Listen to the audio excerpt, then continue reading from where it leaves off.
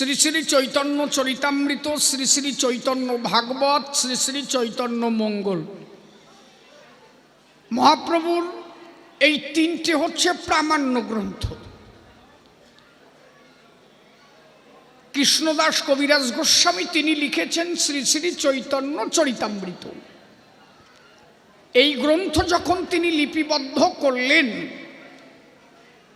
মহাপ্রভুকে তিনি কিন্তু কোনোদিন দেখেননি।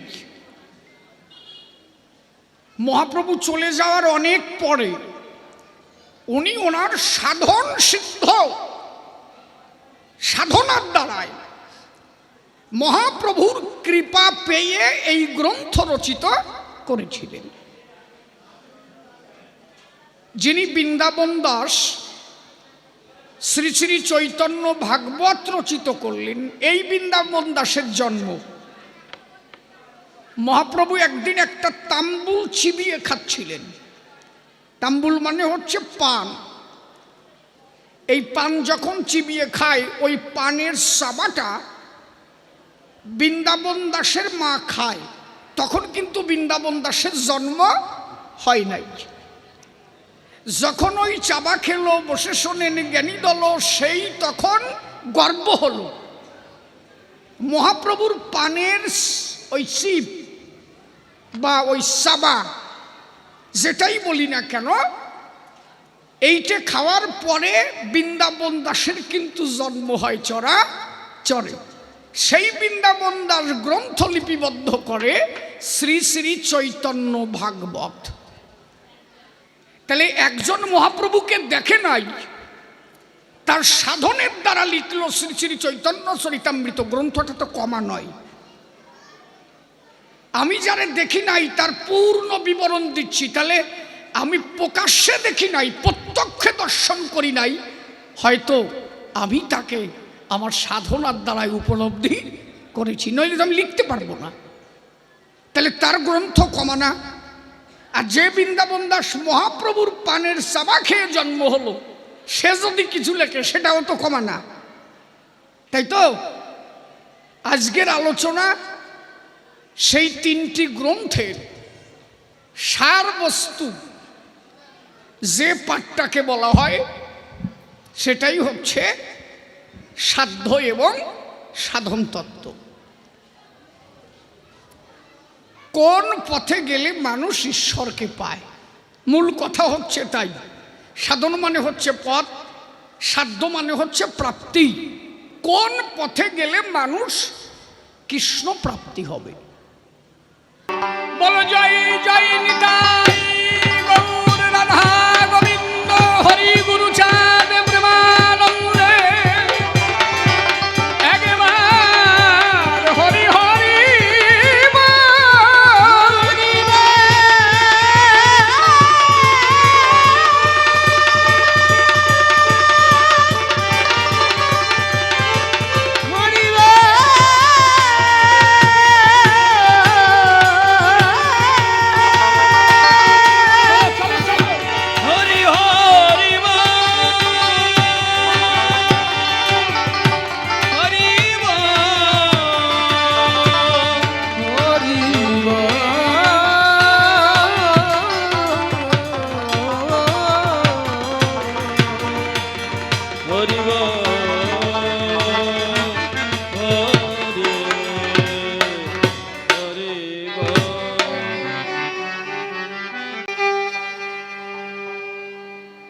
মহাপ্রভুর আশা।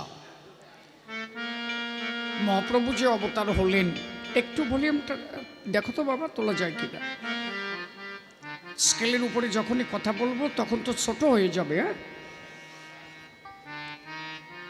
মহাপ্রভু যখন এলেন, পাপাহত কলির জীব এবং মানুষের মধ্যে বিভিন্ন ভেদাচার আরম্ভ হয়ে গেল। প্রকৃত ধর্ম, এই ধর্মটা কিছু মানুষের দ্বারা নষ্ট হতে গেল। যখনই ধর্মের গ্লানি ঘটে, ধর্মকে সংস্থাপন করতে তখন ভগবান ছোটে।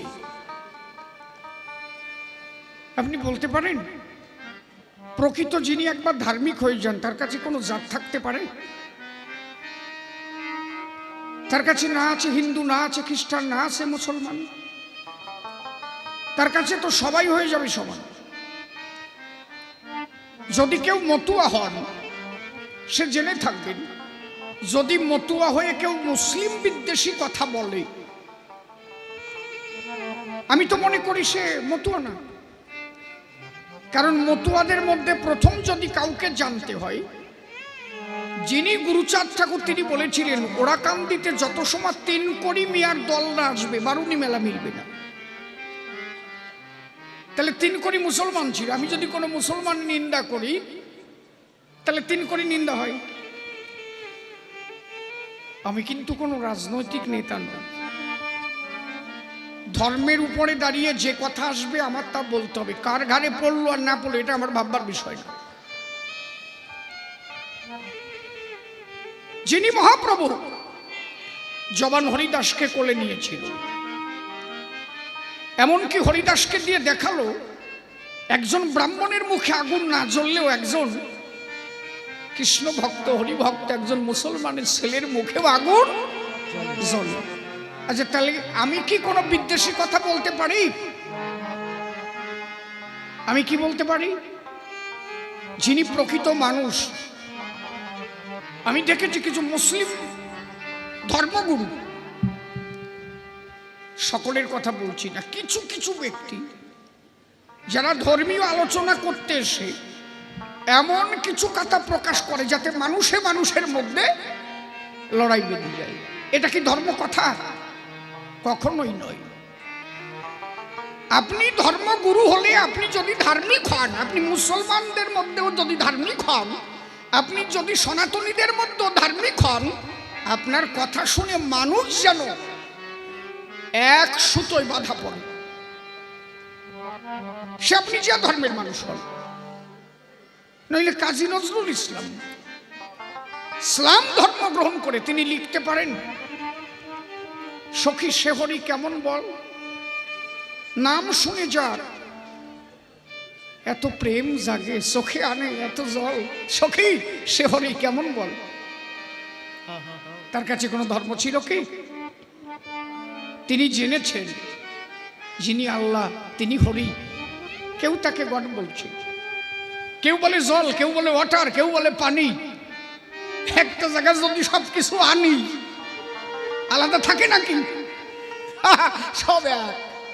আপনি বলেন তো, পাগল বিজয় সরকার একটা গানের মধ্যে বললেন, চিরদিন কেউ ধরায় রহে না, যে যায় সে ফিরে এসে সংবাদ কহে না, তথায় কারো বোঝা কেউ বহে না, সেও কর্ম যায় করে, চুপ করে ডুব দিতে হবে অচিন সাগরে। যে একবার ওই দেশে যায় সে আর যদি খবর না কয়, বলো দি মুসলমান ভাই, বলো সনাতনী ভাই, দুইজনে ওই দেশে গেলে ওইখানে গিয়ে কি বাড়োবাড়ি হচ্ছে, না কিলোকিলি হচ্ছে, না হরি আর আল্লাহর মধ্যে গন্ডগোল বেঁধেছে, কোনোদিন শুনেছ? তা যদি না হয় এই দেশের থেকে কেন এত লড়াই? একদিন তোমারও কবরে চলে যেতে হবে, আমারও হয়তো শ্মশানে যেতে হবে। মূল সত্তা পঞ্চভূতেই বিলীন হবে। তুমি কবরে গেলেও যা, আমি শ্মশানে গেলেও তাই। পঞ্চভূত ক্ষিতি অপ্তেজ মরুদ ববে, তোমার দেহ হবে লয়, আমার দেহ হবে লয়। যে আত্মা সেই পরম ব্রহ্মের সঙ্গে বিলীন হয়, কেন মিশা আমরা করি জাতির বড়াই? গাহি সাম্যের গান যেথায় আসিয়া এক হয়েছে হিন্দু খ্রিস্টান মুসলমান, গাহি সাম্যের গান।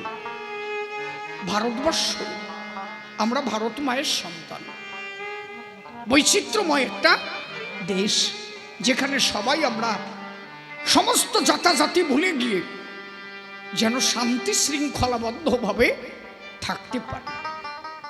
একজন ধর্মগুরুর তো সেই উপদেশ থাকবে। আজকে এখানে কোনো মুসলমান ভাই গান শুনতে এসে আমি যদি কোনো বিদ্বেষী কথা বলি, সে বলবে না এটা ধর্ম কথা হয় কি? আপনি কোন সনাতনী ওনাদের জলসায় গেলেন জলসা শুনতে, সেখানে যদি সনাতন বিরুদ্ধে কথা হয় তো সে বলবে না এটা ধর্ম কথা হতে পারে না। ধর্ম কথা যেখানে হবে, সে যে ধর্মেরই কথা হোক, সেখান থেকে যে কোনো ব্যক্তি তিনি তার মূল সম্পদকে খুঁজে পাবেন যে আমার একদিন চলে যেতে হবে। আলোচনাটা যেন সেইখানে থাকে।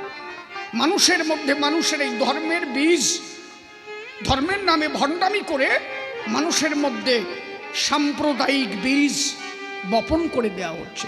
এটাকে তাড়াতাড়ি বন্ধ করা হোক বলে মনে করছে। আজকে রাস্তায় চলার মতো নাই। এ ভাবছে আমি মুসলিম, আমি কি করে যাব ওখানে। ও ভাবছে আমি সনাতনী, আমি কি করে যাব। মননের ভয়। কিন্তু সবাই যদি এক সত্তা জানতে পারে সবার একদিন যেতে হবে তার ধারে, আমি মানুষ হয়ে কেন গায়ে হাত দেবো একটা মানুষের। এমন কোন কর্ম করে যাব না মরণে দাঁড়িয়ে একদিন সবাই আমার জন্য চোখের জল ফেলবে না। এমন কিছু করে যাও তুমি যেদিন চলে যাবে সবাই তোমার জন্য চোখের জল ফেলবে, আর তোমার হাসিতে হাসিতে বিদায় নিয়ে যেতে হবে। তোমার কর্মের দ্বারা জগতের মানুষ তোমাকে মনে রাখবে। মহর্ষি মহাজন যে পথে করে গমন হয়েছে প্রাণ স্মরণীয়, সে কীর্তি ধ্বজা ধরে আমরাও হব স্মরণীয় বরণীয়। এমন কোনো মহাজন কোনোদিন বলেছে কোনো জাতির লড়াই করেছে? নয়। এই জন্য ধর্মগুরু যারা সকলের উচিত সঠিক ধর্মটাকে মানুষের কাছে উপস্থাপন করা, যাতে মানুষের মধ্যে আর থাকে না কোনো ধর্মের লড়াই। আমি ভাবুক কবি, প্রেমিক কবি পাগল বিজয়ের একখানা গান গাই। আপনারা শুনেছেন গানটা, সবাই গায়। আমার আলোচনার মধ্যে দিয়ে ওই গানটাই গাই। তোমার নামে তুমি যা কিছু নেও না কেন, তুলসী মালার বোঝা পড়ো আর তুমি দাদুর সঙ্গে ফোঁটা কাটো, তুমি চিতে বাক্সা যে ঘুরে বেড়াও, কোনো কিছুর দ্বারা ঈশ্বর প্রাপ্তি হয় না। আপনি শুনেছেন তো যেসব সাধক যারা ঈশ্বরকে লাভ করেছে মন্দিরে বসে কয়জন পেয়েছে? মন্দিরটা কি জানো? মন্দিরটা হচ্ছে একটা নিরিখ। একটা সিঁদুরের ফোঁটা ধরে যেমন একটা মিলিটারি আগে নিরিখ ধরে, ওই গুলি মারে, মানে না? আচ্ছা প্রথমেই কি ফোঁটায় লাগে? লাগে না। কিন্তু প্রথমে 10 হাত দূর দিয়ে যাবে, পরে একটু কাছে আসবে, আবার দেখা গেল 5-10 দিন পরের থেকে নিরিখ মারলে ওইখানে লাগে, রাখলে ওইখানে লাগে। মন্দিরে রাধা গোবিন্দের মন্দির দেওয়া, সেখানে পুজো দিতে দিতে একটা নিরিখ রাখতে হবে। সেই নিরিখটা কি? এই যে মন্দিরে আমি পুজো দিচ্ছি, একটা সময় আসবে এই মন্দির থেকে আমার হৃদয়খানা মন্দিরে পরিণত হয়ে যাবে। আচ্ছা আমি এই মন্দিরে যত সময় আছি গোবিন্দ নাম করছি, ধরে নিলাম। বলছে অনলে অনিলে হরি। হরি রূপ রসে গেছে মিশে এ মহাদেশে, তার হরির অভাব কিসে? জলে হরি, স্থলে হরি, হরি হৃদয়বাসী। আচ্ছা তাহলে আমি মন্দিরে যত সময় আছি তত সময় ঈশ্বরকে দেখব। আমি এই মন্দিরটা পার হয়ে গেলাম আর ঈশ্বরকে দেখবো না? তাহলে আমার দেখতে হলে কি করতে হবে? খালি মন্দিরের কাছেই থাকলে দেখা হবে না। তাহলে মন্দিরেকে নিরিখ করে মনে রাখতে হবে একটা সময় আমার হৃদয় মন্দিরে তাকে প্রতিষ্ঠিত করতে হবে। এই জন্য আমার অশ্বিনী গোসাই গান লিখেছিলেন, আমার হৃদয় ঘটে চিত্তপটে দিয়েছি আসন। আমার আর বাহ্যিক মন্দিরের প্রয়োজন নেই, আমি আমার হৃদয় ঘটে চিত্তপটে, চিত্ত মানে মন, আমার মনের ঘরে আর হৃদয় ঘটে তোমাকে জায়গা দিয়েছি। আমি এখন যেখানেই যাই, সকাল দুপুর সন্ধ্যা বিকাল রাত্র নিশি, অহর নিশি, জলে স্থলে,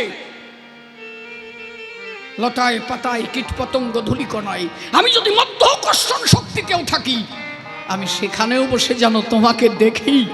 আমার হৃদয় বৃন্দাবনে রাধা গোবিন্দের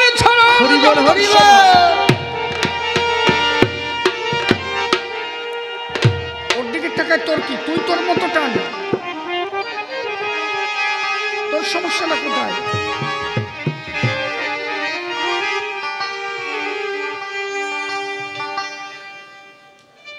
তাই ভাবুক কবি, প্রেমিক কবি পাগল বিজয় সরকার বললেন, আগে তাকে জানতে হলে শুধু দরকার কি জানো? প্রেম। প্রেম ছাড়া তাকে আর তুমি কোনো কিছুর দ্বারা বন্ধন করতে পারো না।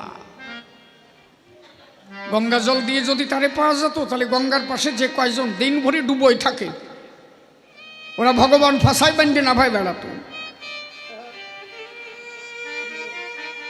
চন্দন তিলক নিলে ঈশ্বরকে পাওয়া গেলে যার দোকানে তিলক ভরা, ও তো সারা গায়ে মাখে চিত হয়ে থাকতো।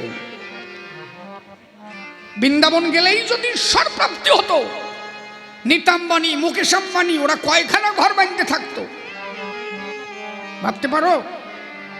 আমার কবি গান যারা শুনতে আসে তারা জানে যে ওনার কাছে গেলে কয়টা সাতসা কথা পাবা নিচ্ছে। কোনো কিছুর প্রয়োজন হয় না। কোথাকার গঙ্গা জল?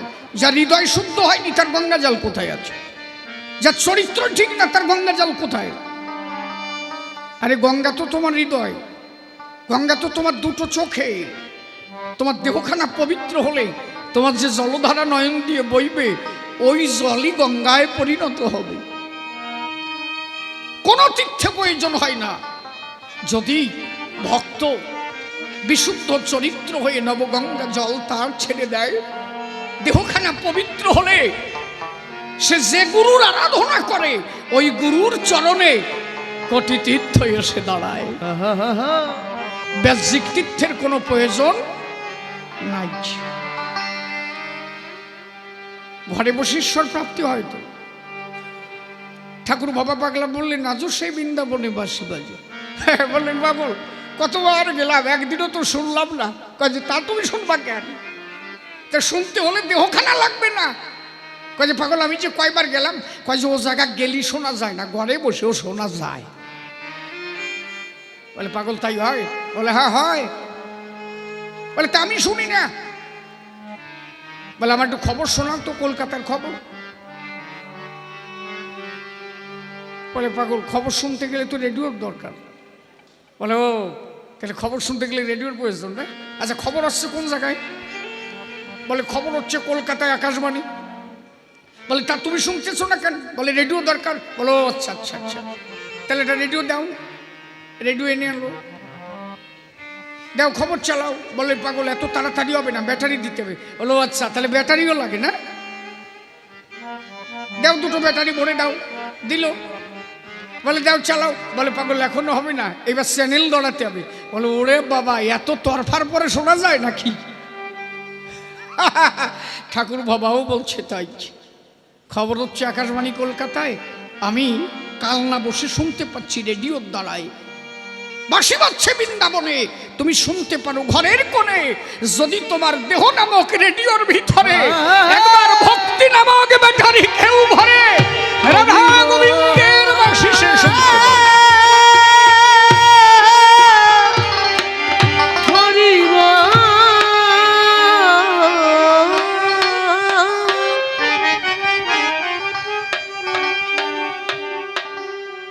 তোমার নামে, তোমার নামে নয়নে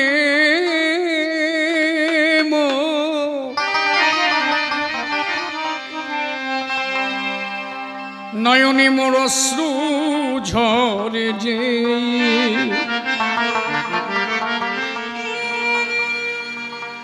প্রভু তুমি আছো দয়ালা বড় প্রমাণ সে। তোমার নামে নয়নে অশ্রু ঝরে যে, তুমি আছো দয়াল আমার বড় প্রমাণ সে। তোমার নামে নয়নে অশ্রু ঝরে যে, তুমি আছো দয়াল আমার বড় প্রমাণ সে।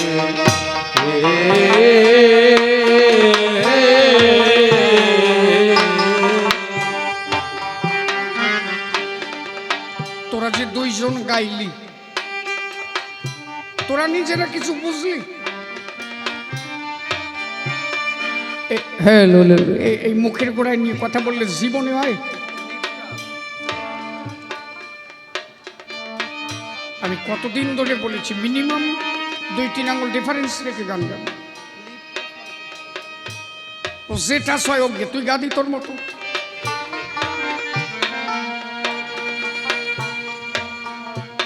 আমার জ্ঞানী বিজ্ঞানের যুক্তি প্রমাণ, জ্ঞানী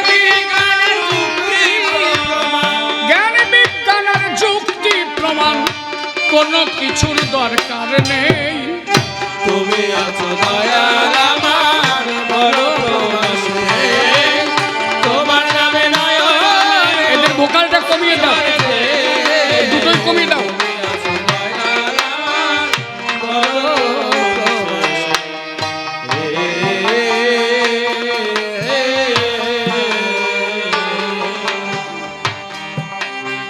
প্রভু তুমি যখন দাঁড়াও এসে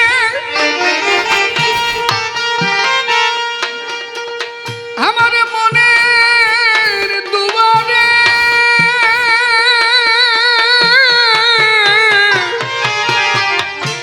হৃদয় আমার ভরে ওঠে মধুর জোয়ারে।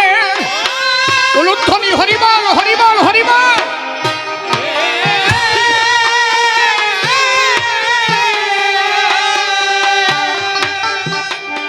তুমি যখন দাঁড়াও এসে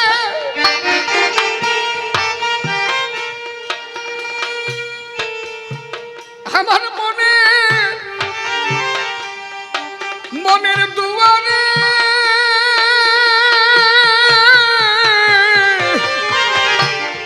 হৃদয় আমার ভরে ওঠে মধুর জোয়ারে।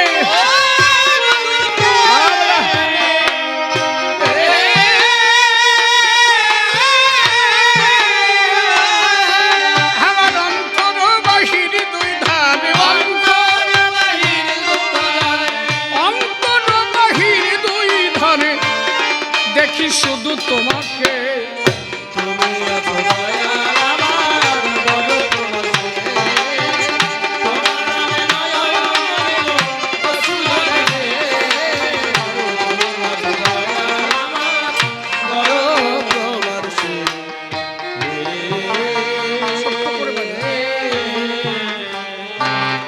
বেশি হয়ে যাচ্ছে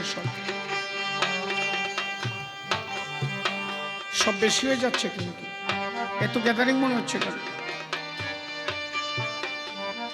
আমি ঘড়িতে চাই না বসা এই সংসারের পিছু, দয়াল তোমার চরণ তলে মাথা রাখিব নিছু। ও রাখিব নিছু,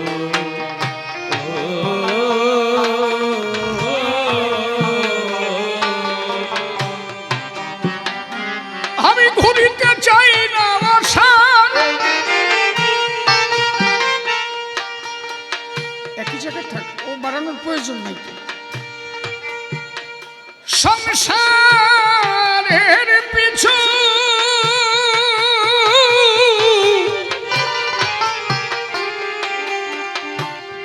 তোমার চরণ তলে মাথা রাখিব নিচু।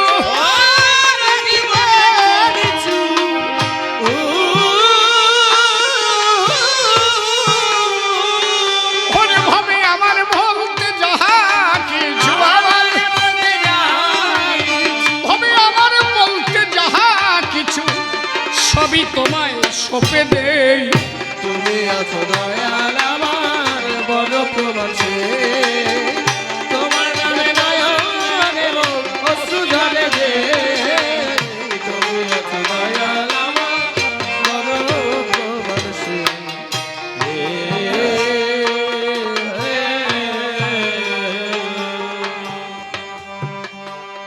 তুমি দাও না ধরা যাও না দূরে,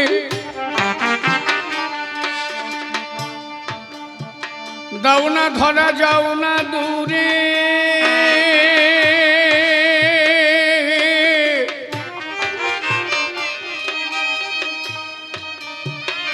দাও না ধরা যাও না দূরে।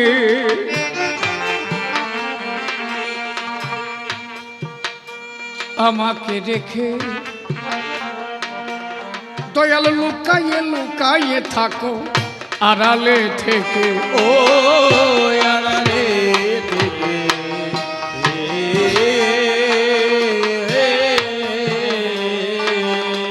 হরে যাও না ধন যাও না দূরে,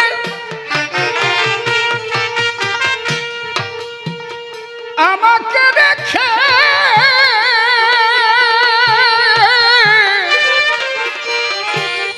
লুকাইয়ে লুকাইয়ে হাসো আড়ালে থেকে।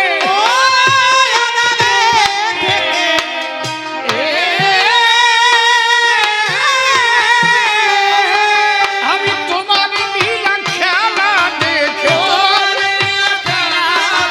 ওরে তোমার লীলা খেলা দেখে মন প্রাণের স্বাদ মিটেই। তুমি আছো দয়াল আমার বড় প্রবাসে, তোমার নামে নয়নে অশ্রু ঝরে যে। তুমি আছো দয়াল আমার বড় প্রবাসে।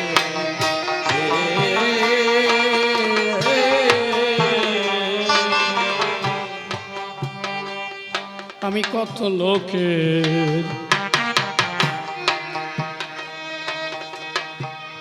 কত লোকের ভালোবাসা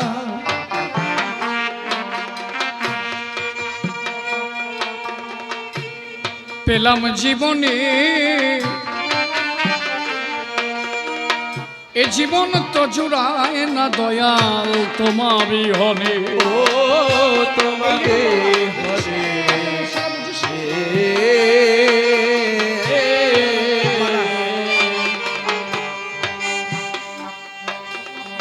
আমি কত লোকের ভালোবাসা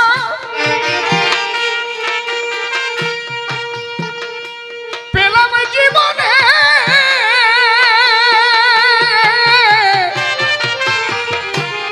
জীবন তো জুড়াই না দয়াল তোমার বিহনে।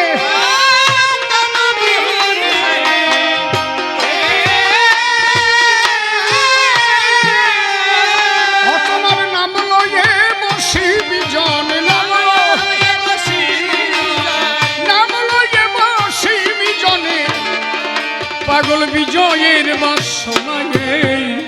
তুমি আছো দয়াল আমার বড় প্রবাসে, তোমার নামে নয়নে অশ্রু ঝরে যে।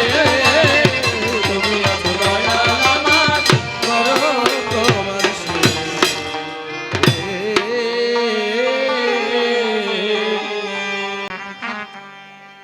রাধা কৃষ্ণের চরণতরী সর্বার্গে বন্দনা করিয়াছেন যত নর নারী আশিস করবেন দান।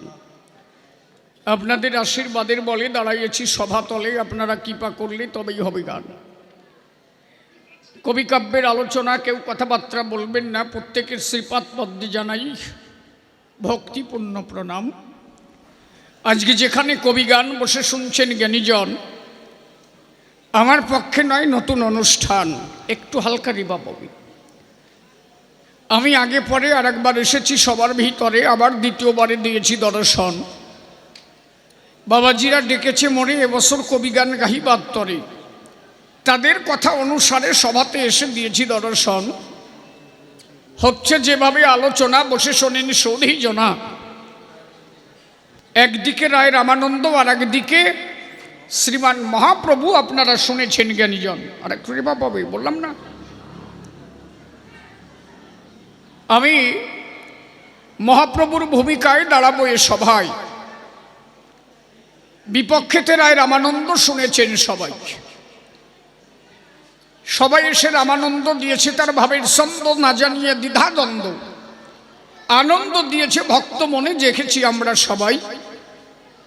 একটু হালকা ভাসবে, যেভাবে প্রশ্নদান করে গেছে সভাস্থান, আপনারা জ্ঞানীজন বসে বসে শ্রবণ করেছেন সবাই। এইবার তার জবাব দিতে বাসনা আছে চিতে, সৌধির সাথে বসে করবে না কর্ণন।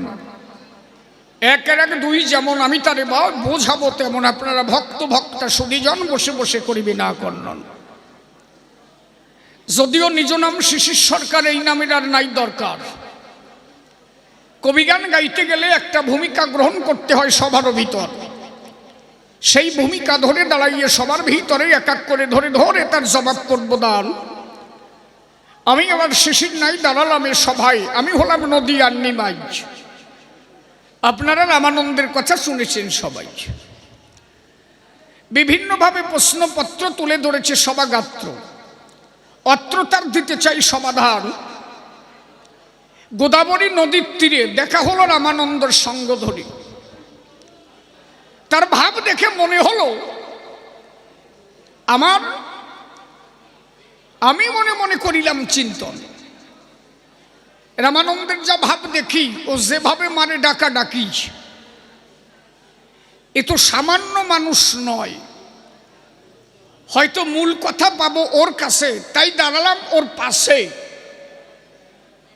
প্রকৃত কৃষ্ণ তত্ত্ব কি শনিবার আশায় বললাম রামানন্দের ঠাই, রামানন্দ কহ সাধ্যের নির্ণয় কি, কোন পথে গেলে মানুষ কৃষ্ণ প্রাপ্তি হয়। রামানন্দ বলল মোরে বিভিন্ন কথা আপনারা শুনেছেন সবাই, আসলে বিভিন্ন কথা বলেছে আমায়। আমি কিন্তু ছাত্র হয়ে গিয়েছি রামানন্দের ঠাই, মাস্টার কিন্তু রামানন্দ, তাই তো?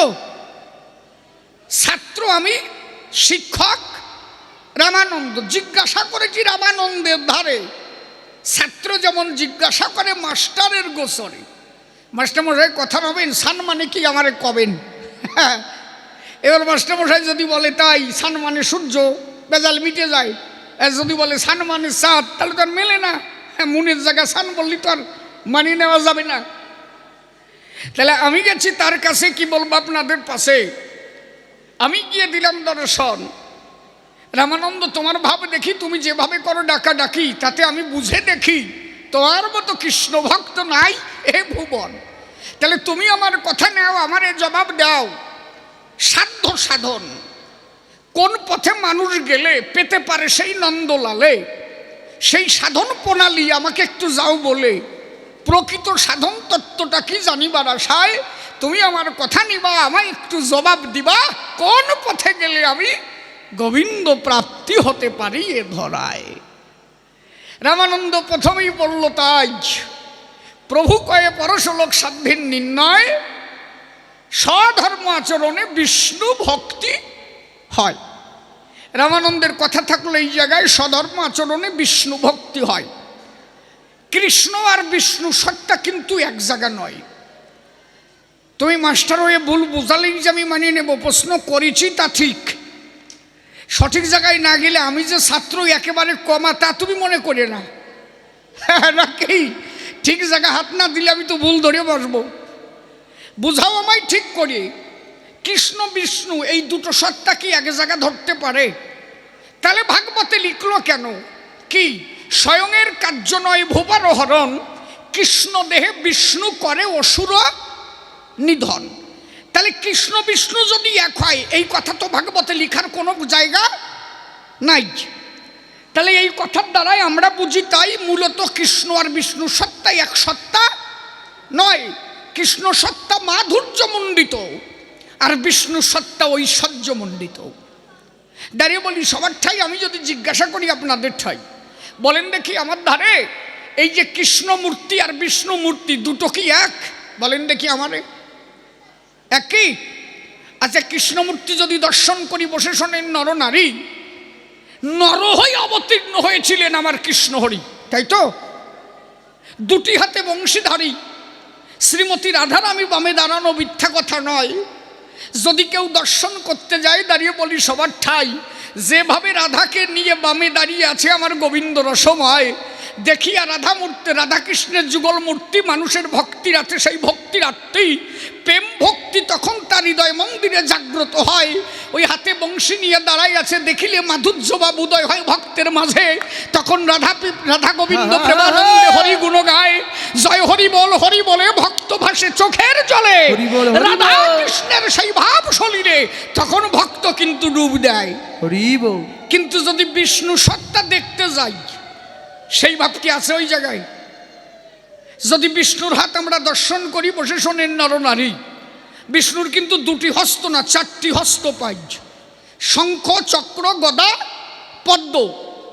তাহলে শঙ্খ, চক্র, গদা, পদ্ম, শঙ্খ দিয়ে কি করবে? যুদ্ধ বাঁধলে ওই যে 5 জন শঙ্খ, এই শঙ্খ বাজাবে।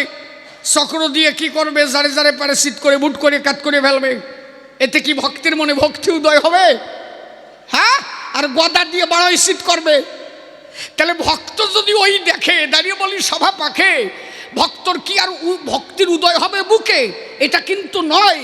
কিন্তু আমার রাধা গোবিন্দের মূর্তি দর্শন করার পরে সেই মাধুর্যমণ্ডিত ভাব দেখা মাত্র ভক্তের 2টি চোখে জল ঝরে, আমার গোবিন্দের চরণ তলে তখন টান টান হয়ে পড়ে। তাহলে আমি বলি তোমার কাছে তাই, তুমি যে বললে স্বধর্মাচরণে বিষ্ণু ভক্তি হয়, আমি তো বিষ্ণু ভক্তির কথা শুনতে তোমার কাছে আসি নাই। কোন পথে গেলে কৃষ্ণ প্রাপ্তি হয়? কৃষ্ণ বিষ্ণু এক নয়, কহ ভালো করে কহ, আরো কিছু তোমার কাছে আমার জানবার আশায়। কথা বোঝা যাচ্ছে কি? এরপরেই বলল স্বধর্ম আচরণে বিষ্ণু ভক্তি হয়। প্রভু কয়ে হো বাহ্য আগে কহ আর।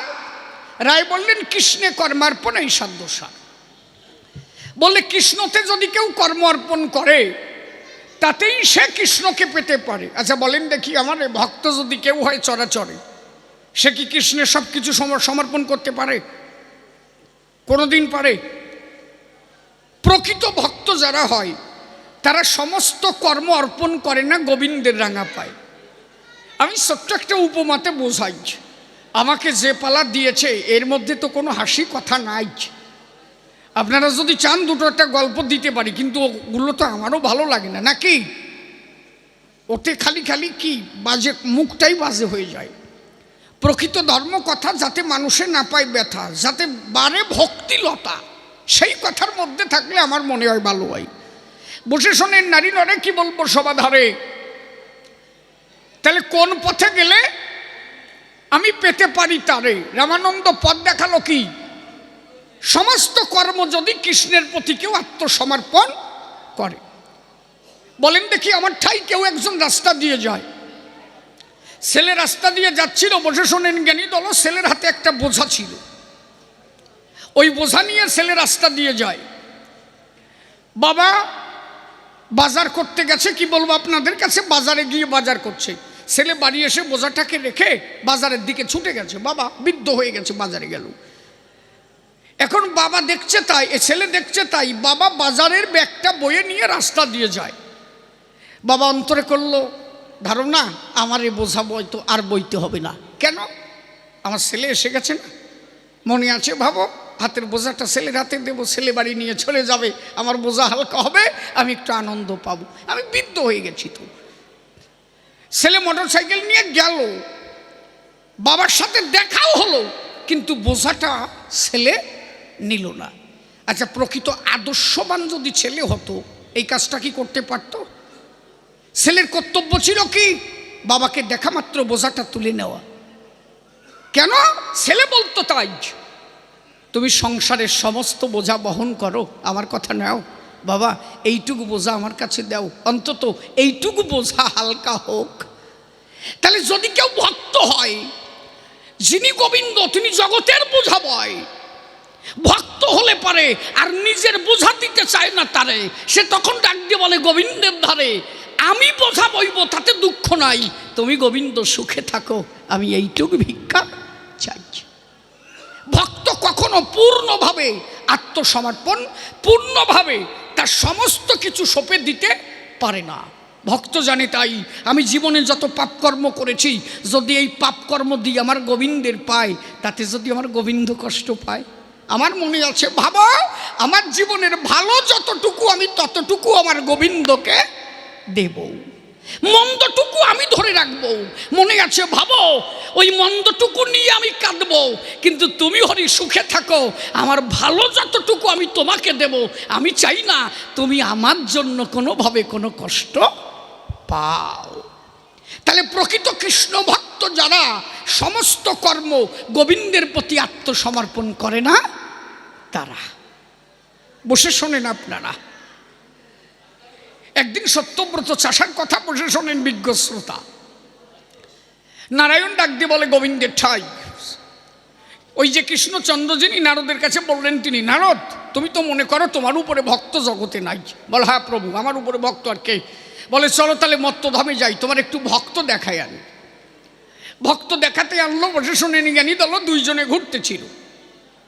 সত্যব্রত চাষার বাড়ি গেল। গোবিন্দ ডাক দিয়ে বলে, তাই নারদ, এর মতো কৃষ্ণ ভক্ত জগতে কেউ নাই। বলে, চলো তাহলে যাই। আসছে যখন একক তো খাইয়েই যাই। দুইজনে যাওয়ার পরে বসে আছে, বিছনা দিয়েছে, বৈষ্ণব এসেছে ঘরে। ওরা তো আর জানে না দুইজন কারা, গোবিন্দ আর নারদ দুইজন এসেছে ঘরে। ওরা ছদ্মবেশে গেছে আর ভক্ত ভাবছে ভক্ত আমার বাড়িতে এসেছে। পদধৌত করে ভালো বিছনা সাজিয়ে দিয়ে বলছে, আপনারা বসেন। উনি তো নাঙল চাষে গেছে, উনি আসার পরে কথা হবে সঙ্গ ধরে। কথা নেবেন, আমি রন্ধন করব, আপনারা সেবা নেবেন। স্ত্রী তার রন্ধনে গেল। বসে শোনেন জ্ঞানী দল রন্ধন সারা হয়ে গেল। সত্যব্রত এই মুহূর্তে ঢুকলো। স্ত্রী এসে ডাক দিয়ে বলছে, তাই জানো বাড়িতে দুইজন বৈষ্ণব এসেছে, কত ভালো মানুষ, কত কৃষ্ণ কথা কয়। বলে, ভালো, সেবা দাও। নারদ তো ফাজিল কম না, ও ফাজিল তো এক জায়গায় দাঁড়ায় থাকা লোক না। ও তাকের পরে দেখে তাই পরিস্থিতি ভালো নাই। একজন কৃষ্ণ ভক্ত হলে তার বাড়িতে তরবারি থাকবে কেন? এটা তো ঠিক না। খালি তরবারি না, সে দেখে তাই পাশে একটা চাবুকও আছে রে ভাই। নারদ খোসা দিয়েছে নারায়ণের ধারে, প্রভু খাওয়া যাবে না এই ঘরে। বলে, কেন? বলে, কৃষ্ণ ভক্ত থাকলে তার বাড়ি অস্ত্র থাকবে কি করিয়ে? বলে, শোন নারদ, ভেজাল বাদাইস না, এটা কথা নেই। ও বাড়ি যা থাকে থাকবে, ভক্ত তো কৃষ্ণ ছাড়ার কিছু বোঝে না, তুই তো জানিস না।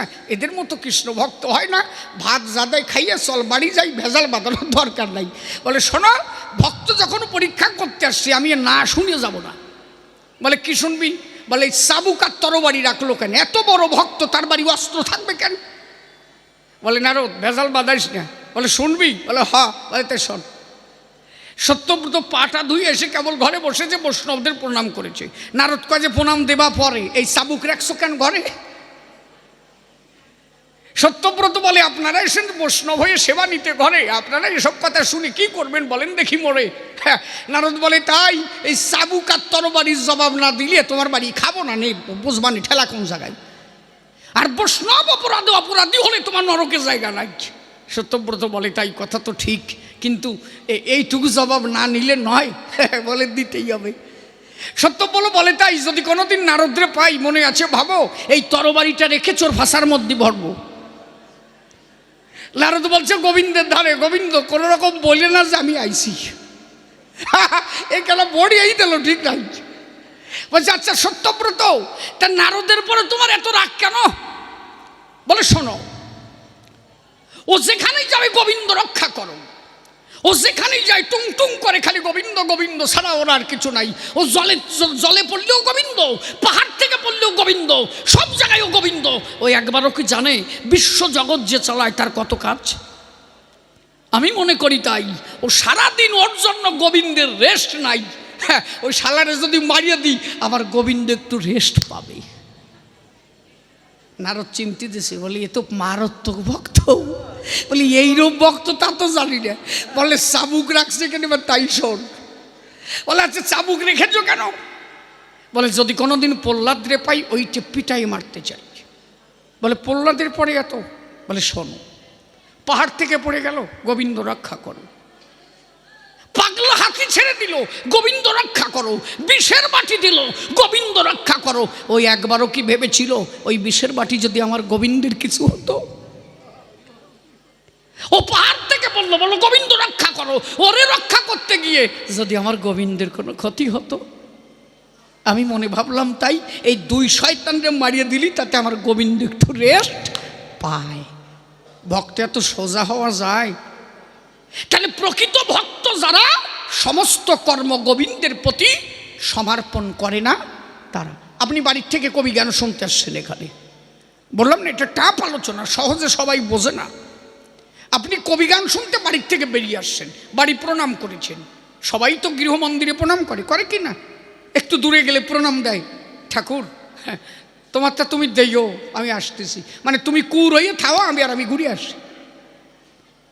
কোন কৃষ্ণ ভক্ত এটা কোনোদিন বলবে না যদি কেউ প্রকৃত আদর্শবান কৃষ্ণ ভক্ত হয়, সে প্রণাম করে বলবে, তাই জগতের হত্যাকর্তা তুমি, আমার ঘর কি হোক তাতে আমার বাধে না, কথা নিও, তুমি যেখানে থাকো তুমি ভালো থাকো, আমি যেন এইটুকু জানি, তুমি ভালো থাকলে তাতে আমি ভালো থাকবো, গোবিন্দ তুমি সুখে থাকো।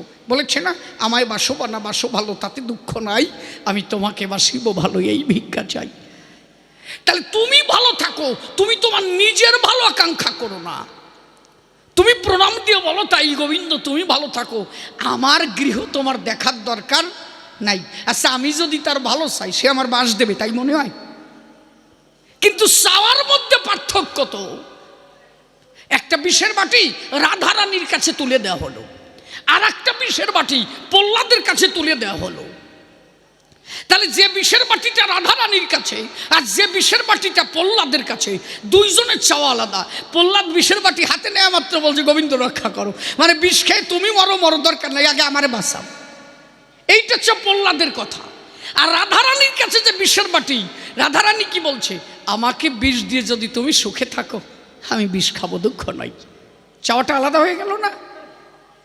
একজন প্রেশার ক্রিয়েট করলো যে গোবিন্দ রক্ষা করো, বিষ দেশে রক্ষা করো, মানে তুমি এসে খাও, তুমি মরো, আমি আগে বাসি। এইটা হচ্ছে প্রহ্লাদের কথা। আর রাধারানীর কথা কি, আমাকে বিষ দিয়ে যদি তুমি সুখে থাকো, তুমি সুখী হও, আমি বিষ খাবো, দুঃখ নাই। চাওয়া কিন্তু আলাদা, রক্ষা দুইজনই পাবে, কিন্তু ভক্তের কাছে চাওয়াটা ভগবানের ভালোবাসার উপরে দাঁড়াবে। তারপরে কয় যে জ্ঞান শূন্য ভক্তি সাধ্য সার, বলে জ্ঞান মিশ্রা ভক্তি না, এ তো হয় না তো। জ্ঞান শূন্য ভক্তি সাধ্য সার, জ্ঞান শূন্য কারে কয়? পূর্ণ জ্ঞানী যারা, শূন্য জ্ঞানী হয় তারা। জ্ঞান শূন্য মানে কি? আর যার মোটে জ্ঞান নাই তাই। কি বলে রে ভাই, পূর্ণ জ্ঞানী হলে সে শূন্য জ্ঞানী হয়ে যায়। বিষয়টা বুঝবেন? এটা বৃহৎ হয়ে যাচ্ছে নাকি আলোচনা? আলোচনা কি বৃহৎ হচ্ছে? করবো আলোচনা নাকি? আমি এখানে যদি প্রণাম করি কারো পায়, আপনারা এখানে বসে আছেন সবাই, কাব্য বাসরে বসে আছেন সবাই, আসরে এখানে বাচ্চা একটা ছেলে 2 বছরের বয়স, প্রণাম করলাম আমি তারে। যারা একটু বিয়ে পাশে মেয়ে পাশ করেছে আসরে, ওরা ডাক দিয়ে বলবে, এ ওর ধারে, হ্যাঁ লোকটার বৌদি নাই, ওইটুকু গানারে প্রণাম দেয়। তাহলে ওর কাছে আমি শূন্য জ্ঞানী মানুষ, মানে আমার কোনো জ্ঞান নাই ওই বিয়ে পাশের কাছে। কিন্তু যদি একজন সাধু আসরে বসে থাকে, আমার মতো যদি সেই সাধু হয়, ওই সাধু ডাক দিয়ে বলবে, তাই সত্যিকারে একজন পূর্ণ জ্ঞানী মানুষ। কেন জ্ঞানী মানুষ? সাধু জানে তাই, ওর মধ্যে যে আত্মা আমার মধ্যেও তাই। ওর আত্মা ওই যে 2 বছর বয়সে এত তাড়াতাড়ি গোবিন্দ বাসরের জায়গা পেয়েছে, আর আমি বুড়ো হয়ে গেছি, তাও সাধুর বাজারে আমার জায়গা হয় নাই। হয়তো এই আত্মা বহু জন্মের আগের আত্মা, এ বহুদিন ধরে সাধু সঙ্গ করেছে, তাই তো সাধুর বাজারে এর জায়গা হয়েছে। তাই ভক্ত গিয়ে ওইটুকু বাচ্চাকে প্রণাম দেয়।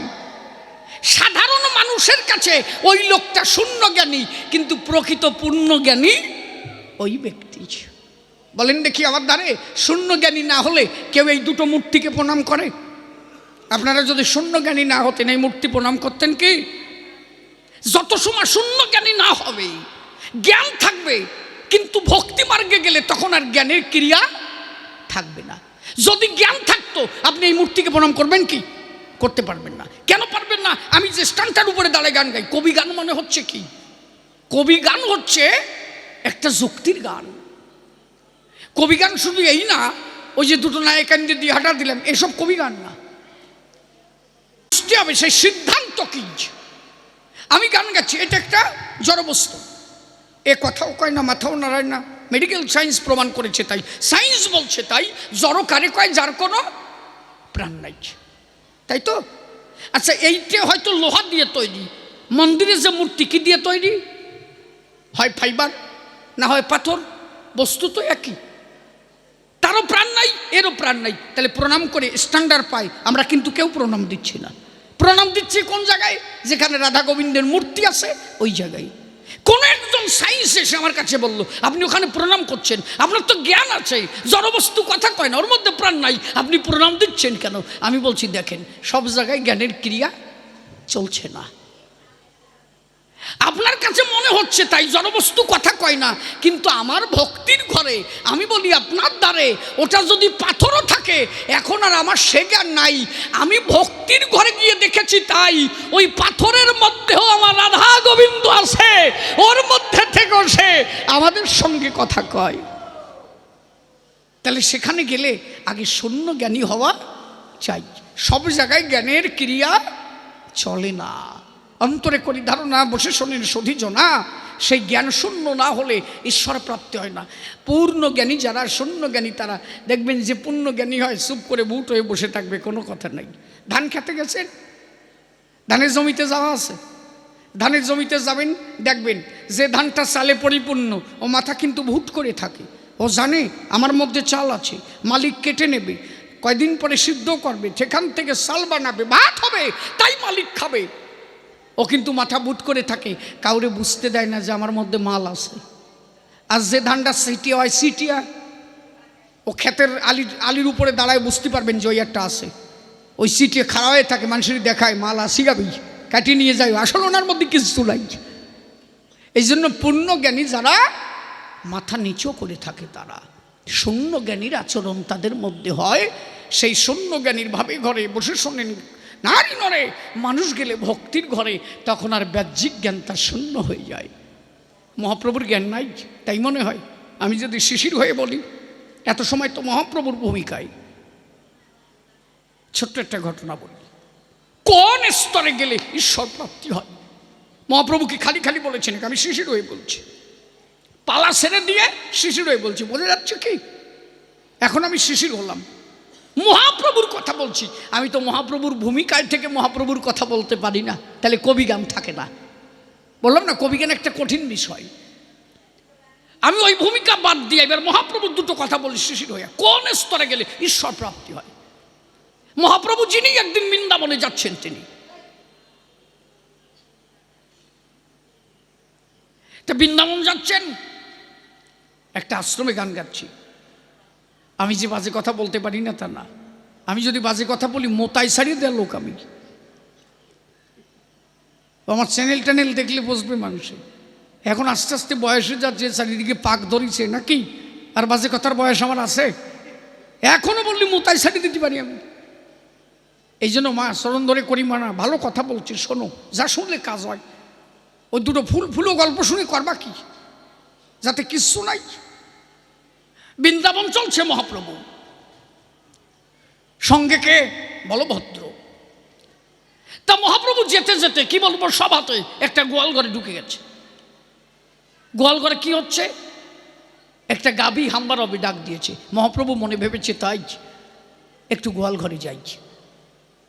ওই গোয়াল ঘরে গরু আছে, কি বলবো আপনাদের কাছে, ওই গরুর গোবরের মধ্যে মহাপ্রভু গড়াগড়ি খাচ্ছে। ভক্ত যারা পিছন থেকে মহাপ্রভুকে কোলে করে নিয়ে এলো, তারা মহাপ্রভুর নয়নের ধারা পিস্কারির আকারে বের হচ্ছে। গোবিন্দ দাস, কাঞ্চননগর গোবিন্দ দাস, যিনি মহাপ্রভুর সঙ্গে থাকতো সব সময়, গোবিন্দ দাস মহাপ্রভুর প্রেম বর্ণনা করতে বলেছে। মহাপ্রভুর চোখের জল, একটা বাচ্চা ছেলে যেমন রং খেলার সময় পিস্কারি ধরে, মহাপ্রভুর চোখের জল তেমন ভাবে পড়তো, পিস্কারির আকারে। চোখের জল পিস্কারির মতো চলছে। ভক্তরা তাকে কোলে করে নিয়ে সান্ত্বনা করছে, ডাক দিয়ে বলছে, মহাপ্রভুর ঠাই। প্রভু বলেন কি? আচ্ছা তুমি গোয়াল ঘরে গেলে? বলে গেলাম। তা তুমি ধুলাই গড়াগড়ি গেলে গোবরের মধ্যে, তোমার কি একবার মনে হলো না এটা গোয়াল ঘর, বৃন্দাবন না? মহাপ্রভু বলছে, আমার ভাব আর তোমার ভাব তো এক না। ওটা যে গোয়াল ঘর, আমি তো এই ভাবনাই ছিল না। দেখেন, বলছে ওটা যে গোয়াল ঘর, আমার তো ওই ভাবনাই ছিল না। বলে তা প্রভু আপনি কি জন্য গেলেন? বলে আমি যখন রাস্তা দিয়ে যাই, গরুটা হাম্বার হবে ডাক দেয়, আমার মনে হলো বৃন্দাবনে গোবিন্দ তার বাঁশরির টান দিয়েছে। বলছে আমার মনে হলো বৃন্দাবনে গোবিন্দ তার বাঁশরির টান দিয়েছে, আর গোবিন্দের বাঁশরির টান শুনে গাভী বৎস হাঁক করে চিৎকার করছে। আমি বৃন্দাবন ভেবে গড়াগড়ি দিয়েছি, ওটা যে গোয়াল ঘর আমি ভাবি নাই, আমি ভেবেছি তাই মধুর বৃন্দাবনে রাধা গোবিন্দের বাঁশরির ধ্বনিতে গাভী বৎস চিৎকার করছে। আমি তো তাই ভেবে গড়াগড়ি দিয়েছি, আমি তো কখনো ভাবিই নাই যে ওটা গোয়াল ঘর। তাহলে মানুষ কতখানি জ্ঞানশূন্য হলে একটা গোয়াল ঘরকে বৃন্দাবন ভেবে গড়াগড়ি দিতে পারে মহিতলে। জ্ঞানশূন্য যদি না হয় তাহলে ওই যে খান্ডি বনে বসে শোনেন জ্ঞানী জনে, মহাপ্রভু তার চরণখানা তুলে দিতে পারে একটা হাতি সিংহের সন্নিধানে। সিংহ হাতি যারা রাস্তায় দাঁড়ালো তারা বসে শোনেন আপনারা, বলভদ্র পিছন থেকে বলছে মহাপ্রভুর ছাই, প্রভু আর একটু সামনে গেলে খেয়ে নেবে হাতি সিংহ, বাঁচাবে না। হরি আর করি যারে কয়, মহাপ্রভুর কিন্তু ওই দিকে লক্ষ্য নাই। জয় রাধে গোবিন্দ বলে মহাপ্রভু ছুটে চলে যায়, হরি বলে যখন চলে যায়, রাস্তার উপরে হাতি আর সিংহ ছিল বসে শোনেনি জ্ঞানী দল। মহাপ্রভুর পদস্পর্শ যখন ওই সিংহ পায়, হাতি ডাক দিয়ে বলে সিংহের ঠাই আয় রে ভাই আয়, এমন দিন আর হয় কিনা হয়, এমন প্রেমের জোয়ার মধুর বৃন্দাবন ধাম হলো। মহাপ্রভুর পরশ পেয়ে হাতি সিংহ তারা গড়াগড়ি দিয়ে ছিল। জ্ঞান শূন্য না হলে একটা হিংস্র পশুর সম্মুখে দাঁড়াতে পারে বিশ্বভুবনে। মানুষ একবার প্রেমিক হয়ে গেলে তখন সে জ্ঞান শূন্য হয়ে যায়। এটা হতে পারে তার ভাবের মূর্ছ নাই। এই জন্য রামানন্দ তোমায় করি বর্ণনা, আমি এবার ভূমিকায় গেলাম মহাপ্রভু, আমি আবার ভূমিকা গ্রহণ করলাম। মানুষ সেই প্রেমের ঘরে গেলে তখন বাহ্যিক জ্ঞান তার আর থাকে না। বোঝা গেছে? পরিষ্কারের মধ্যে আর কোনো ভেজাল নাই।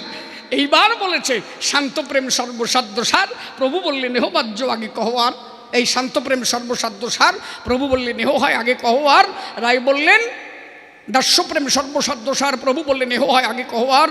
রায় বললেন সখ্য প্রেম সর্বসাধ্য সার, প্রভু বললেন এহ উত্তম আগে কহো আর। রায় বললেন বাৎসল্য প্রেম সর্বসাধ্য সার, প্রভু বললেন এহ উত্তম আগে কহো আর। রায় বললেন কান্তা প্রেম সর্বসাধ্য সার, প্রভু বললেন উত্তম আগে কহো আর। এইবার তার জবাব দেব, অন্তরে আছে ভাবা, ছোট্ট একটা গানে গানে তার জবাব দিতে রব। আপনারা কেউ যাবেন না? এরপরে আবার পোড়া কবাই আসবে তো আমি একটু হালকা করে জবাব দিয়ে যাই, আবার কপালি আসবে দেখি কি কয়, নাকি সঞ্জীব কি কও? তা হাহু দাও না, খাওয়া বেশি হয়েছে নাকি? ওরে একটু দাও, একটু বোতল দাও।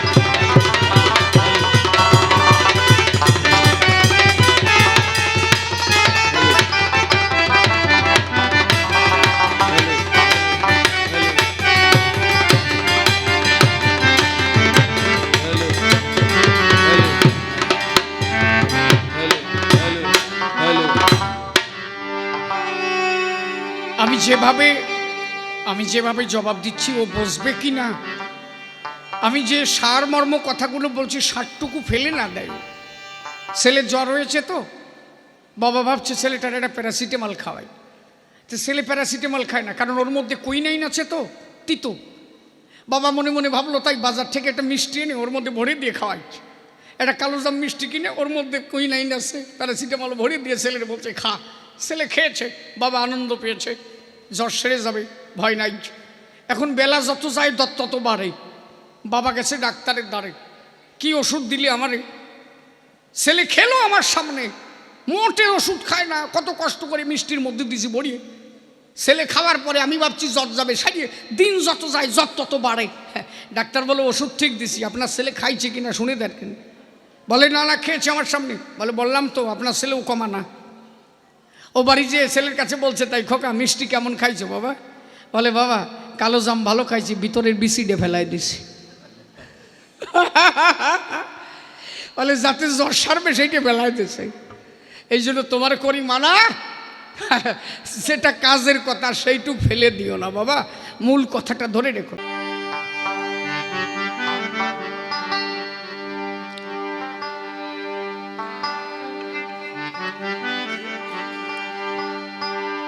মহাপ্রভু অবতার ভক্তবেশ, রাধার ভাব কান্তি বিলাস অঙ্গে নিয়ে মহাপ্রভু অবতার হয়েছিলেন।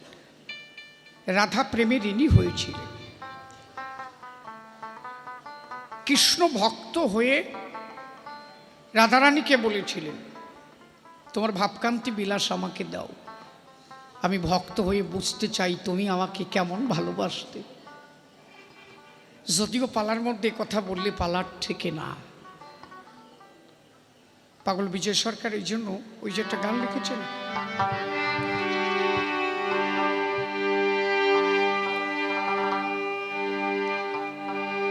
ও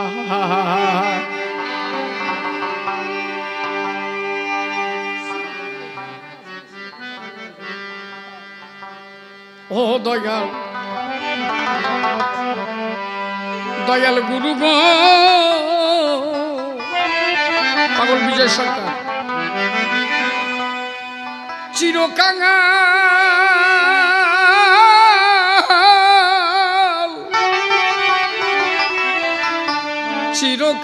চিরকাঙাল ওরে আমার বিরামি সোমবারই না রাখিও ধরা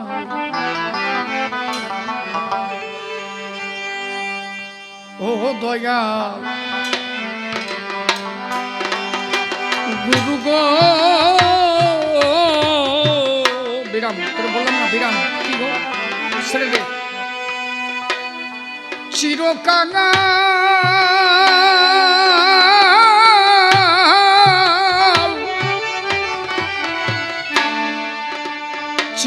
চিরকাঙাল করে আমায় রাখিও ধরায় ও দয়াল গুরু গো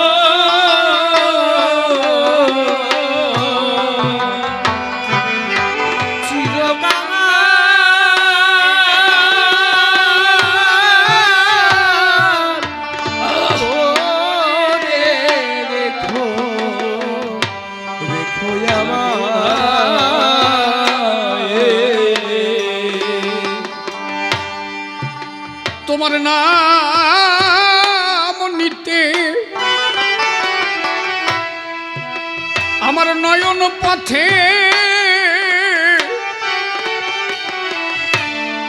প্রভু তোমার নাম নিতে আমার নয়ন পথে ও যেন অশ্রুধারা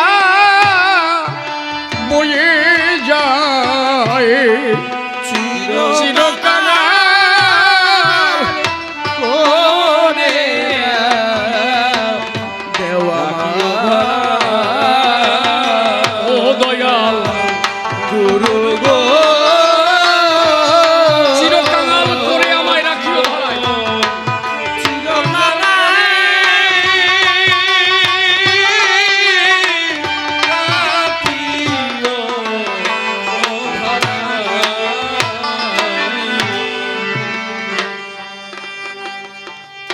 গুরু গো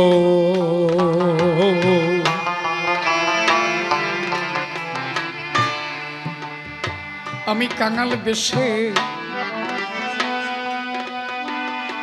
বেশে দেশে দেশে ওরে আমি ঘুরিয়া বেড়াই আরে নিত্য নিত্য আমি যেন তোমার ভক্ত সঙ্গ পাই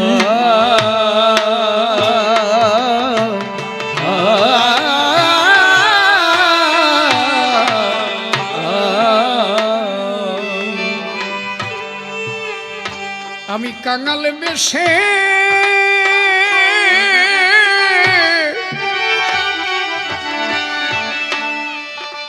কাঙাল বেশে দেশে দেশে ঘুরিয়া বেড়াই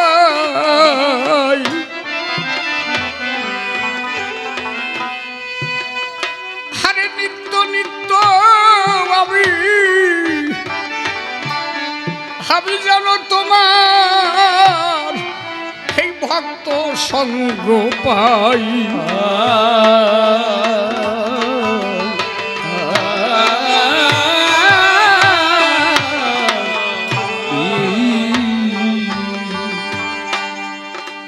আমার মান অভিমান হরি বল হরি বল হরি হরি বল হরি তেজ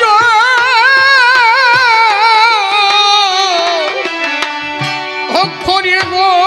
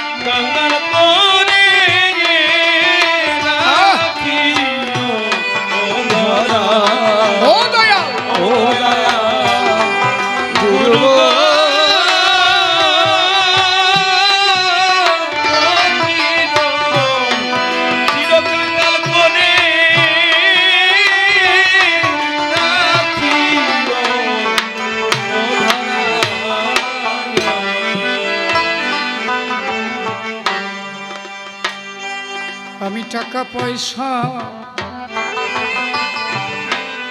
চাই না দয়াল, দয়াল রে।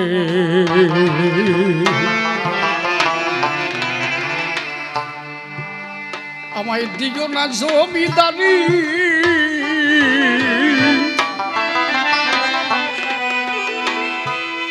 আমার রসনাতে সদাই সদাই যেন আমি বলি হরি হরি হরি।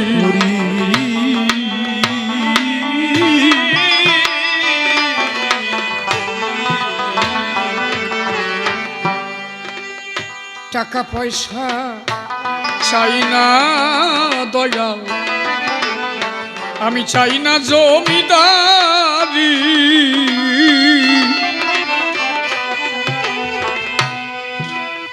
হারে রসনাতে সদাই সদাই যেন আমি বলি হরি হরি।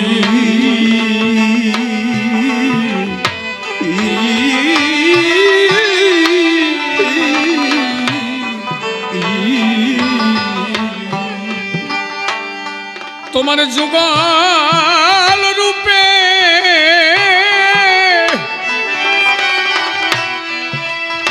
হরে নয়ন দিয়ে গো,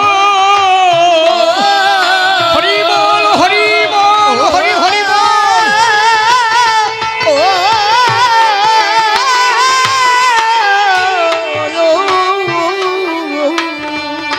হরি আমি বাস করি যেন গাছতলায়, বাস করি যেন গাছতলায়, ও তোমার যুগল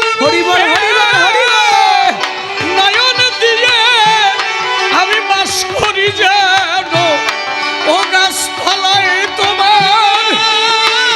জয় জয় রাধা গোবিন্দ প্রেমানন্দে হরি বল।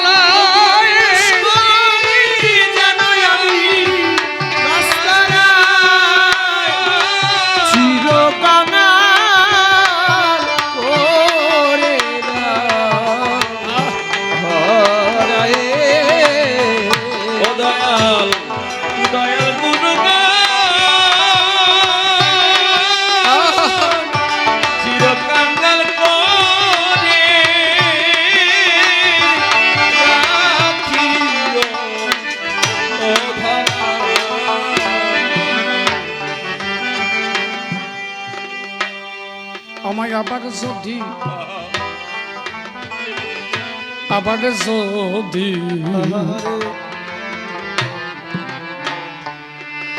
যদি পাঠাও দয়াল, দয়াল তুমি এই ভাব সংসারে একজন কৃষ্ণ ভক্ত মায়ের গর্ভে ও বান্ধব জন্ম দিও মোরে।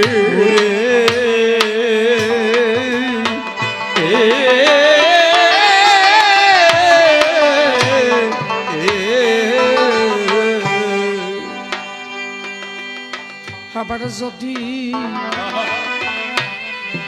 গোবিন্দ আমাদের জগতে চাওয়া পাওয়া কিছু নেই। কবি বললেন আমি যদি আবার এই পৃথিবীতে আসি, আবার যদি আমার জগতে আসতে হয়, সেদিন এমন একজন কৃষ্ণ ভক্ত মায়ের গর্ভে জন্ম নিল। কেন বলেছি? আমি যেন গর্ভে থেকে, আমার মা যদি কৃষ্ণ ভক্ত হয়, আমি গর্ভে থেকেই যেন কৃষ্ণ কৃষ্ণ নাম শুনিতে শুনিতে এই জগতে আসতে পারি। গোবিন্দ তোমার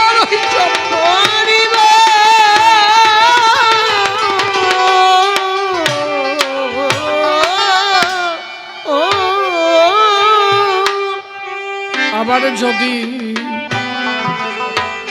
আমায় পাঠাও দয়া,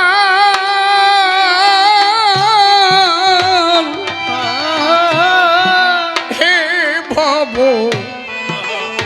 এ ভব সংসারে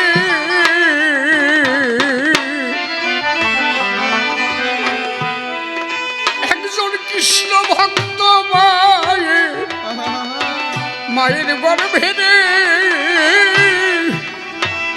আরে তুমি জনম দিও মনে।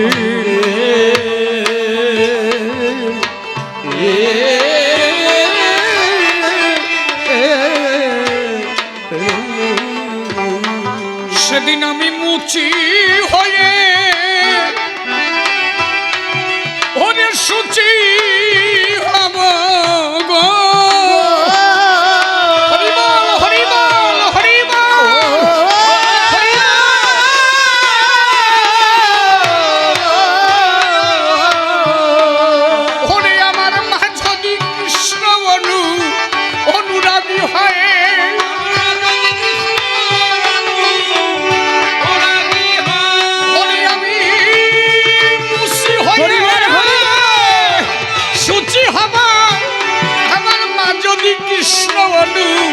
রাগি হয় আমি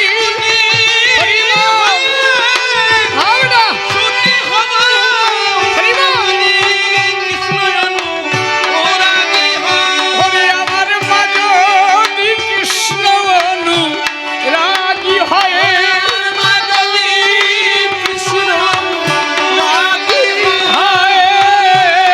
চিরকানা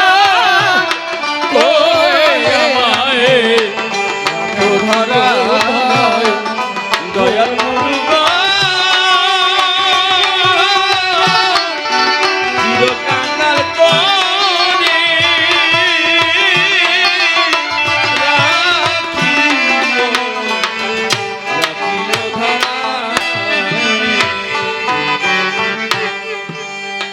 ও পাগল বিজয় বলে কবে বিষয় ছেড়ে, এ বিষয় ছেড়ে আমার শুদ্ধ হবে মন। আরে তিলক কেটে কপনি কপনি এটে যাব মধুর বৃন্দাবন।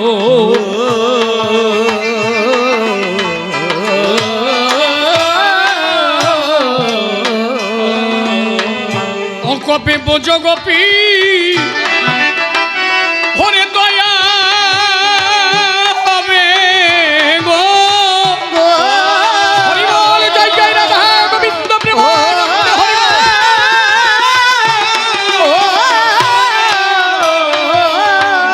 হরে আমি এই ব্রজের ধুলি মাগব গায়ে। হরি বল হরি বল আমি এই ব্রজের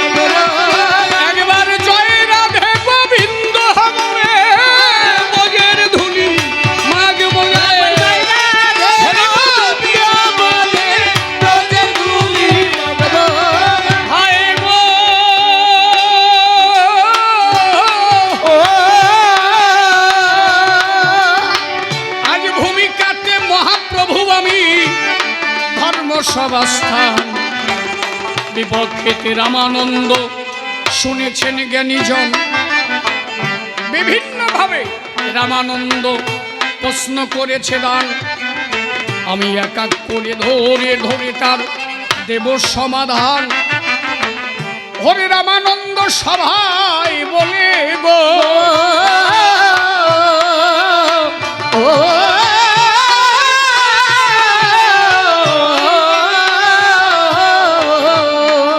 শান্ত প্রেম সর্বসাধ্য সার, দাস্য প্রেম সর্বসাধ্য শোনেন নারী নর। শান্ত হয় দাস্য হয় সখ্য উত্তমে গেল, বাৎসল্য প্রেম উত্তম আপনারা শুনলেন জ্ঞানী দল। আস্তে কান্তা প্রেম উত্তম উত্তম কেন কইলাম তাই, বলে সব কথার বিবরণ আমি শনিবারে চাই।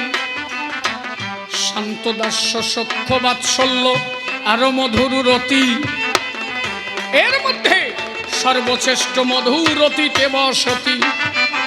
বলে গুণাধিক্যে আস্তে গুণাধিক্যে সাদাধিক্য বারে পঞ্চরসে, শান্ত দাস্য সখ্য বাৎসল্য মধুর জৈতে বৈশে। এই চতুর্গুণ একা ধরে ওই কান্তা প্রেমে ধায়, খালি খালি কি আর কান্তা প্রেমকে সর্বশ্রেষ্ঠ কয়। শান্ত প্রেমে যোগী ঋষি মুনিরা সাধন করেছিল, দাস্য প্রেমে বীর হনুমান শোনেন জ্ঞানী দল। শান্ত প্রেমটা কে যোগী ঋষি মুনি যারা, তারা শান্ত প্রেমে ঈশ্বরকে পেয়েছিল। তারা শান্ত প্রেমের দ্বারা তাকে লাভ করেছে। শান্তের থেকে সাধনায় পরিপূর্ণ হলে দাস্য প্রেম একটু উন্নত। কেন? দাস্য প্রেমে পেয়েছিলেন হনুমান, কিন্তু হনুমান দাস্য প্রেমে পেল। দাস্য প্রেম হচ্ছে হয় উত্তম নয়। কেন উত্তম নয়? হনুমান কখনো রামের সঙ্গে আইন লঙ্ঘন করতে পারে নাই। একটা রুলসের মধ্যে ছিল হনুমান সব সময়। হনুমান যখনই রামের সঙ্গে কথা বলেছে, হে প্রভু হে রাম, এই রাম বলে কোনোদিন কিন্তু ডাকতে পারে নাই। রামের সঙ্গে কোনোদিন হনুমান তুইতকারি করতে পারে নাই, সব সময় রুলস মেনে চলেছে। প্রভু আপনি বলেন, আপনি যে আজ্ঞা করবেন আমি সেই আজ্ঞা পালন করব। কখনো বলে না হে রাম তুই এদিকে আয়। বলেছে কি, আপনি আপনি কোনো একটা দোকানের মালিক, মালিক সেজে কোনো দোকানে আপনি বসিলেন সেথায়, কোনো একজন কর্মচারী আসে সেই জায়গায়, ওই কর্মচারী কখনো কি গো মালিককে তুই তুকারি করে, সদা সর্বদা আপনা আপনি বলে কথা কিন্তু মুখে ধরে। ও সবসময় বলবে মালিক আপনি যা বলবেন আমি তাই করব। দেখেন কখনো কিন্তু তুই তুকারি করতে পারে না, ওর আইন মেনে চলতে হচ্ছে। আচ্ছা বলেন তো, বন্ধু বন্ধু খেলা করছে, এই বন্ধু বন্ধুর মধ্যে কখনো কোনো রুলস থাকে কি? সখ্য মানে ভাই ভাই। দাদা যদি ডবল এমও পাস করে, ভাই যদি নিগরানিও চালায়, জমিতে খাটে, দাদা যদি প্রফেসর হয়, ভাই যদি বাসের কন্ট্রাক্টর হয়, ওই বাসের মধ্যে দেখা হলেও ওই কন্ট্রাক্টর ভাই দাদাকে বলবে এ দা এ কোন সময় চিস, কখন বাড়ি যাবি? চারিপাশে সবাই কিন্তু বলছে স্যার আপনি বসেন, স্যার কেমন আছেন সবাই, কিন্তু ভাই কন্ট্রাক্টর, ও স্যারটার কিসের স্যার? কখন বাড়ি যাবি? মা ভাত রেঁধে রেখেছে, তাই তো? ওর কাছে কোনো রুলস আছে? কেন নেই? ও জানে আমার মায়ের পেটের ভাজ। একান্ত ভালোবেসেছে তারে, ভালোবাসা যত গভীর হয় রুলস ভেঙে যায় চরাচর।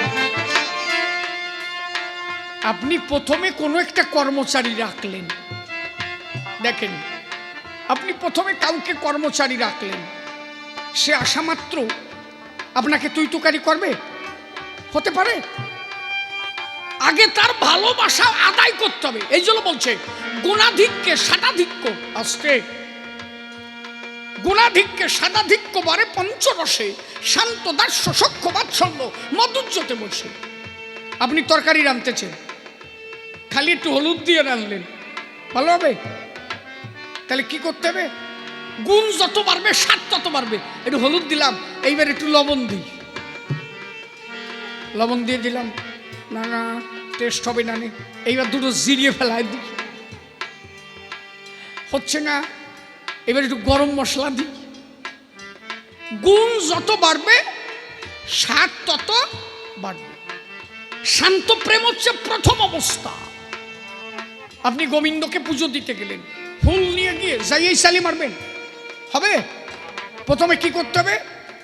আগে ফুল অর্ঘ্য নিয়ে শান্তভাবে গোবিন্দের সামনে বসতে হবে, এটি শান্ত প্রেম। এইবার কি হবে? এইবার ফুলটাকে আসতে তার চরণে দিতে হবে, তার চরণ ধৌত করতে হবে, এইটা হচ্ছে দাস্য। প্রথমে শান্ত গেল, এইবার তার দাস হতে হবে, তার চাকর সাজতে হবে।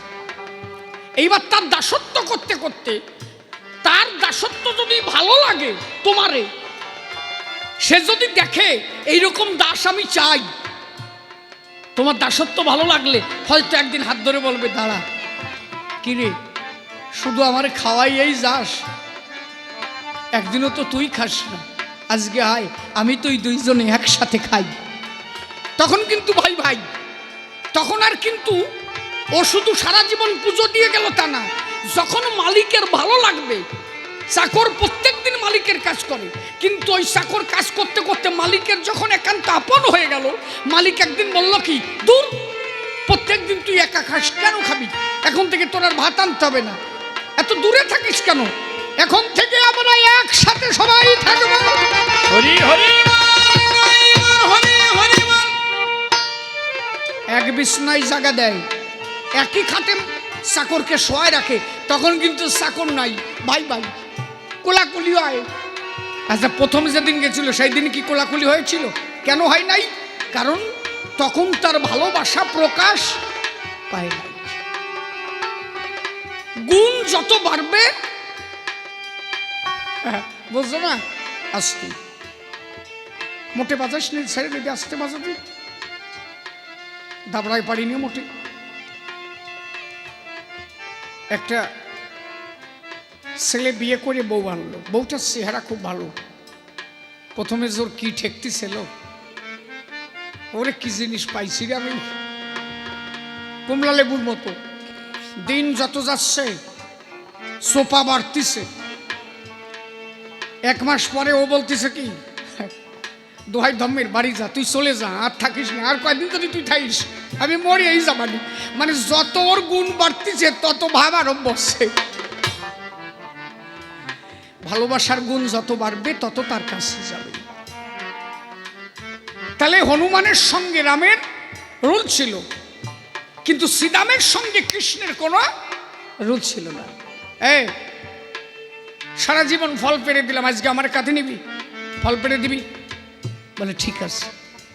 শ্রীকৃষ্ণ শ্রীরামকে কাঁধে নিয়েছে, ভগবান ভক্তকে কাঁধে নিয়ে ফল পেরেছে। রুলস ভেঙে গেছে না? সখ্য প্রেমে রুলস নেই, এই জন্য উত্তম। বাৎসল্য প্রেম আরো উত্তম। কেন? বাৎসল্য প্রেমে, সখ্য প্রেমে একটা ভয় থাকে, কিন্তু বাৎসল্য প্রেমে থাকে না।